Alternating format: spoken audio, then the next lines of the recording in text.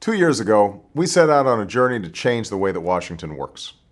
We sought a government that served not the interests of the powerful lobbyists or the wealthiest few, but the middle-class Americans I met every day in every community along the campaign trail. Responsible men and women who are working harder than ever, worrying about their jobs, and struggling to raise their families. In so many town halls and backyards, they spoke of their hopes for a government that finally confronts the challenges that their families face every day. A government that treats their tax dollars as responsibly as they treat their own hard-earned paychecks. That's the change I promised as candidate for president. It is the change the American people voted for in November. And it is the change represented by the budget I sent to Congress this week. During the campaign, I promised a fair and balanced tax code that would cut taxes for 95% of working Americans, roll back the tax breaks for those making over $250,000 a year, and end the tax breaks for corporations that ship our jobs overseas. This budget does that. I promised an economy run on clean, renewable energy that will create new American jobs, new American industries, and free us from the dangerous grip of foreign oil.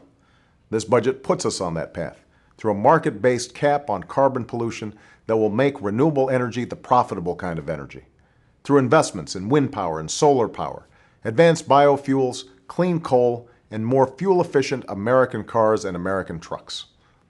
I promised to bring down the crushing cost of healthcare, a cost that bankrupts one American every 30 seconds, forces small businesses to close their doors, and saddles our government with more debt. This budget keeps that promise, with a historic commitment to reform that will lead to lower costs and quality, affordable healthcare for every American. I promised an education system that will prepare every American to compete, so Americans can win in a global economy.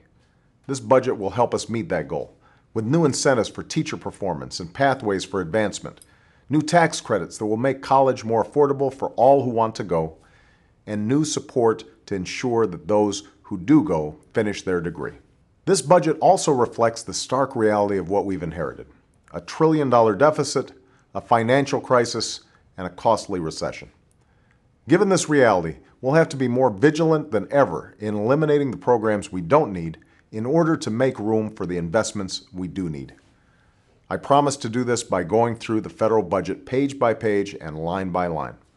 That's a process we've already begun, and I'm pleased to say we've already identified $2 trillion worth of deficit reductions over the next decade.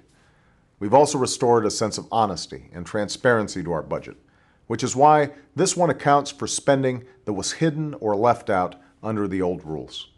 I realize that passing this budget won't be easy. Because it represents real and dramatic change, it also represents a threat to the status quo in Washington. I know that the insurance industry won't like the idea that they'll have to bid competitively to continue offering Medicare coverage, but that's how we'll help preserve and protect Medicare and lower healthcare costs for American families. I know that banks and big student lenders won't like the idea that we're ending their huge taxpayer subsidies, but that's how we'll save taxpayers nearly $50 billion and make college more affordable.